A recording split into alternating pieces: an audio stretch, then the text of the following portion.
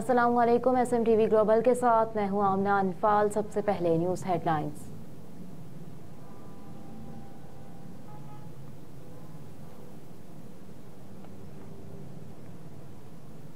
9 मई के मुकदमा डॉक्टर यास्मीन राशिद समेत दीगर मुल्जिमान पर फर्दे जुर्म आयद कर दी गई। तफसीलात के मुताबिक इंसदाद दहशतगर्दी अदालत लाहौर ने डॉक्टर यास्मीन राशिद, महमूद रशीद, एजाज चौधरी पर फर्दे जुर्म आयद की। अदालत ने मुल्जिमान का जेल ट्रायल करने का हुक्म दे दिया और आइंदा समाअत पर गवाहों को भी तलब कर लिया।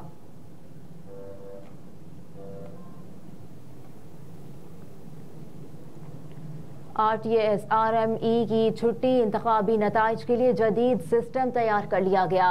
जदीद सॉफ्टवेयर 32 करोड़ की लागत से निजी कंपनी से तैयार कराया गया। EMS इंटरनेट से नहीं, इंट्रानेट से काम करेगा। इलेक्शन मैनेजमेंट सिस्टम सिर्फ पोलिंग डे पर इस्तेमाल होगा, जिसमें इंतखाबी अमल मुकम्मल होने के बाद इस सिस्टम में फॉर्म 45 और फॉर्म 47 का डेटा फीड किया जाएगा। मुल्क भर में सिस्टम को ऑपरेट करने के लिए हर सूबाई असम्बली के हलके में 3 ऑपरेटर, जबकि कौमी असम्बली के हलके के लिए 4 ऑपरेटर और लैपटॉप्स होंगे जो रिटर्निंग अफसरों के दफातर में रखवाए जाएंगे। हर RO के पास नादरा का एक एहलकार भी होगा। इन सिस्टम में फॉर्म 45 और 47 का डेटा भी फीड किया जाएगा। जदीद EMS के ऑपरेट के दौरान अगर इंटरनेट सर्विस मौजूद नहीं होगी, तब भी लैपटॉप्स लोकल एरिया नेटवर्क पर ऑफलाइन मोड में काम करते रहेंगे।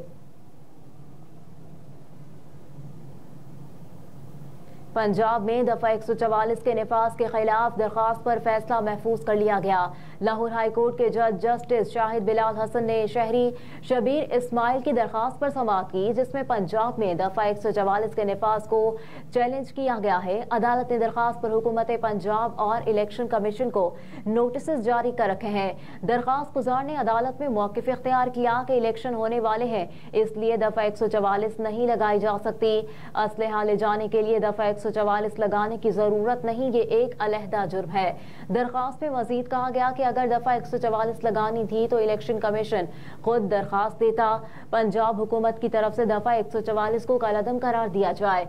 सरकारी वकील ने कहा कि मैंने सेक्रेटरी एस्टेब्लिशमेंट को 27 जनवरी को दफा 144 के नोटिफिकेशन के हवाले से लिखा। भारतीय सुप्रीम कोर्ट का फैसला पेश करता हूं, जिसमें वाज़ेह बताया गया कि दफा 144 कैसे हालात में लगाई जाती है। ये सब कुछ कर रहे हैं, क्या इनको असलहे की नुमाइश की इजाजत दी जाए? क्या DCs के पास इख्तियार ना रखा जाए? बाद अज़ां लाहौर हाई कोर्ट ने दलाइल मुकम्मल होने पर फैसला महफूज कर लिया।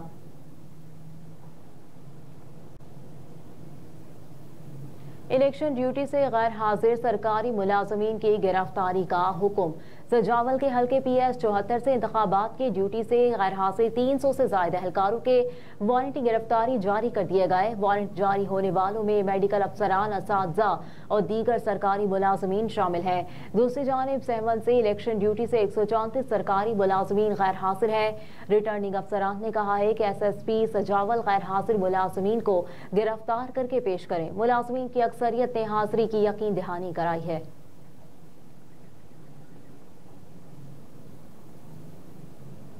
मुल्क भर में बिला तातुल मोबाइल और इंटरनेट सर्विस जारी रखने का हुक्म बरकरार।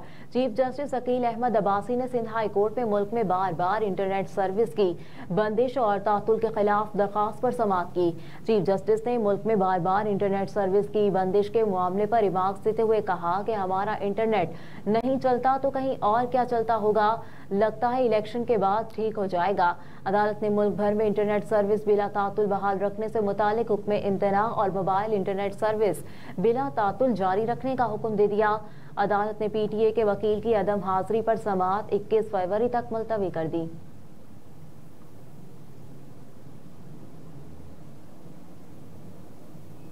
IMF ने PIA की निजकारी का प्लान मंजूर कर लिया। ज़राए निजकारी कमीशन के मुताबिक IMF हुकाम के साथ वजारत निजकारी और वजारत खजाना हुकाम के मुज़ाकरात कामयाब हो गए। ज़राए के मुताबिक IMF ने कहा कि बैंकों की PIA के कर्ज पर सूद की अदायगियों का बोझ 1 साल से ज़ायद अरसे के लिए न हो। PIA की निजकारी 1 साल के अरसे में करके कर्ज अदायगियों का प्लान मुरतब किया जाएगा। ज़राए के मुताबिक PIA की निजकारी के बाद रोज वैलेट होटल और पीआईए के डेविड नेड से कर्ज अदायगियों का प्लान मुरतब किए जाने का इम्कान है। काबीना से मंजूरी पर कमर्शियल बैंकों की जानिब से पीआईए पर अदायगियों का चार्ज खत्म होने से निजकारी जल्द होगी। पीआईए कर्ज रीशेड्यूलिंग प्लान पर रवा हफ्ते के दौरान IMF से मजीद भी बातचीत जारी रहेगी।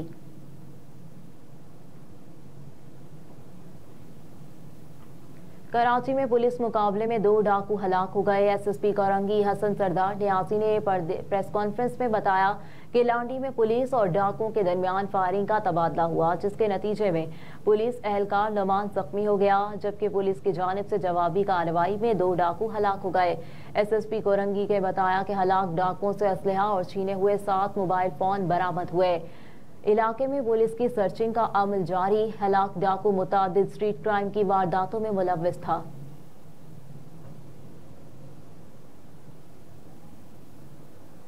गवर्निंग बोर्ड का इजलास आज। नए चेयरमैन PCB का इंतखाब होगा। इलेक्शन कमिश्नर शाह खावर की जानिब से तलब करदा PCB गवर्निंग बोर्ड का खुसूसी इजलास दोपहर 2 बजे नेशनल क्रिकेट स्टेडियम में शेड्यूल है, जिसमें चेयरमैन पाकिस्तान क्रिकेट बोर्ड का इंतखाब किया जाएगा। निगरान वज़ीर आला पंजाब मोहसिन नकवी चेयरमैन के लिए मजबूत उम्मीदवार। गवर्निंग बोर्ड में पैट्रन के 2 नुमाइंदे मोहसिन रजा नकवी और मुस्तफ़ा रमदे शामिल।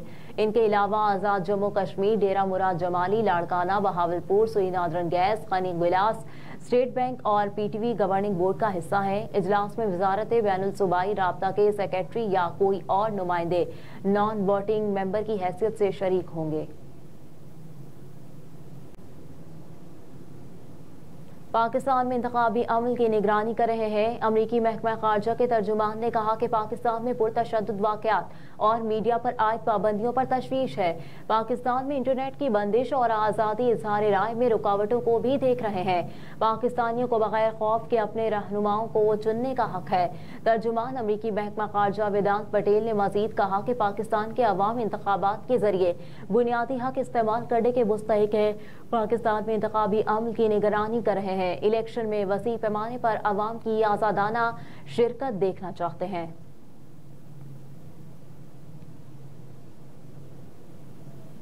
ब्लिंकन सऊदी अरब पहुंच गए। वली अहद से मुलाकात, गजा की सूरत हाल पर गुफ्तगू। गैर मुल्की मीडिया रिपोर्ट्स के मुताबिक अमरीकी वज़ीर ख़ारजा 7 अक्टूबर को हमास के हमले के बाद खित्ते का 5वां दौरा कर रहे हैं। एंटोनी ब्लिंकन दौरा सऊदी अरब के बाद इसराइल, मिस्र और कतर भी जाएंगे। दोनों के दौरान खित्ते में अमन के लिए तबादला ख्याल किया जाएगा। सऊदी वली अहद वज़ीर आज़म शहजादा मोहम्मद बिन सलमान बिन अब्दुल अजीज अल सऊद से अमरीकी वज़ीर ख़ारजा एंटोनी ब्लिंकन ने मुलाकात की। इस मौके पर दो तरफा ताल्लुकात के मुख्तलिफ पहलुओं, मुश्तरका ताउन के इम्कानात और खित्ते में अमन व अमान की सूरत हाल पर तबादला ख्याल किया गया। मुलाकात में मौके पर सऊदी वज़ीर दिफा शहजादा खालिद बिन सलमान बिन अब्दुल अजीज और अमरीका में तैनात सऊदी अरब के सफ़ीर शहजादी रीमा बिनते बंदर बिन सुल्तान बिन अब्दुल अजीज के अलावा सऊदी वज़ीर ख़ारजा शहजादा फैसल बिन फरहान और दीगर आला हुकाम भी मौजूद थे।